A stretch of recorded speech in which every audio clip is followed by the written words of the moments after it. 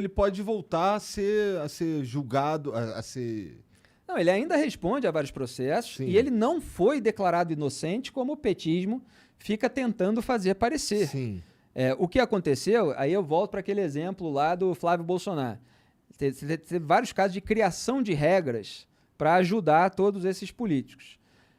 Uma das coisas que foram usadas, no caso do Flávio, tem essa questão do foro privilegiado. No caso do Lula e de vários outros, como Eduardo Azeredo, do PSDB, do Mensalão Tucano em Minas Gerais, você transfere casos que envolvem qualquer coisa de campanha. Então, o delator falou que ele pagava propina para o sujeito, a investigação foi lá, corroborou a delação, que é uma coisa que às vezes até os ministros de Tribunal Superior omitem. Eles falam assim, não, só tem aqui a colaboração premiada, delação não é prova e tal. Mas quando você vê lá o material, tem a investigação, ela aconteceu, corroborou o ato do delator, mas eles fingem que não. E aí vale a canetada. Voto assim porque eu quero, entendeu? O que você está dizendo é que tem toda uma... Os caras investigaram tudo, chegaram a uma conclusão. O delator, ele só atestou aquilo ali que já tinha sido... Não, na verdade, muitas vezes, geralmente, né? Claro que você tem uma investigação e tal, mas quando você pega algum figurão e ele conta mais, você tem novos caminhos abertos por ele. E aí a investigação vai atrás. Obviamente você pode ter algum caso em que só tem a palavra do delator, a investigação não conseguiu corroborar aquilo que ele disse materialmente. Mas em muitos casos consegue. O cara fala, pagava isso e tal, se você procurar a câmera de vídeo do restaurante e tal, se você vir na conta bancária e tal, a gente tem um banco que depositava não sei aonde, se você rastrear e tal, você vai encontrar. A investigação vai e encontra. E aí chega um ministro de Tribunal Superior e fala assim, não, aqui só tem a palavra do delator. Só que tem lá a prova. Entende? E aí, não é só a palavra do delator, é a palavra somada à investigação. Somada à investigação. Palavra, baseada na palavra. O que eu estou dizendo é que não tem nenhum filtro para a decisão de ministro de Tribunal Superior. Eles votam de acordo com o que eles querem e eles mentem muitas vezes para que isso aconteça. Agora, eu fui fazer esse parênteses e me esqueci onde é que a gente estava, né? Bom, eu estava na criação de regras que valem para trás. Então, no caso do Lula, por exemplo, e do Eduardo Azeredo, vários outros que foram beneficiados por isso, você teve a alteração da jurisprudência da prisão em segunda instância, com a alteração do voto do Gilmar Mendes. Absurdo. Quer dizer, você teve lá atrás, deixa eu falar de todas, aí eu volto para cada um.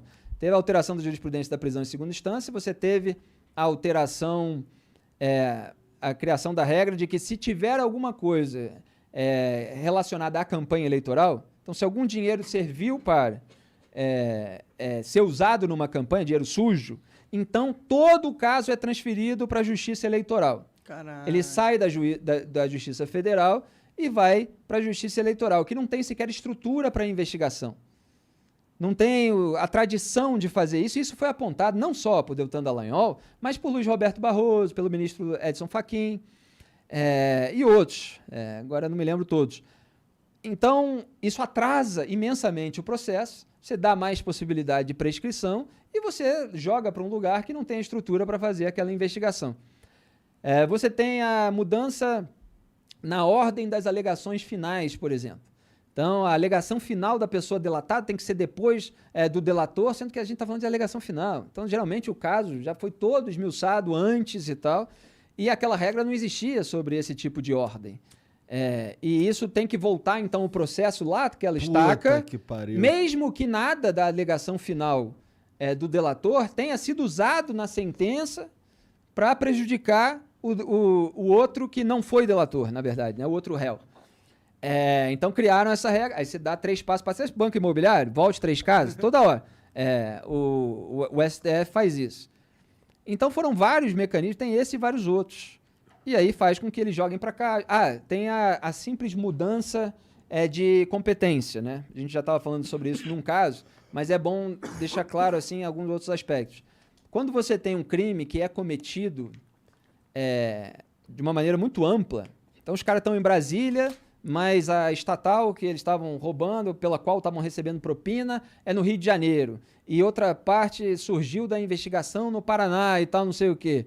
No fundo, você vai ter sempre a argumentação para dizer que a competência em relação àquele caso é de cada uma dessas cidades, desses estados, entende? O juiz vai chegar aqui e falar assim, não, Mas o que importa é onde fica a estatal. Ah, então é no Rio. Não, o que importa é onde o cara recebeu o dinheiro. Ah, então é em Brasília. Não, o que importa é onde foi descoberto. Então é no Paraná. Aí o que acontece?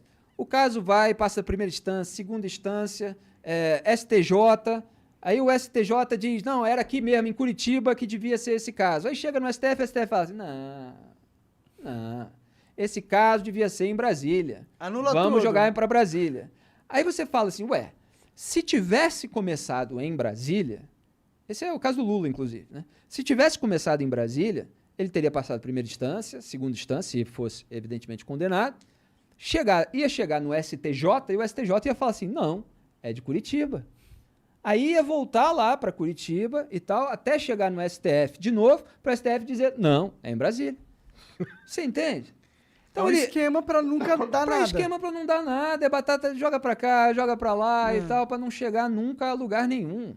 Então, quando você tem apaniguados de políticos em tribunais superiores, é isso que você tem como resultado. E eles, obviamente, sentem como se sentiam, né?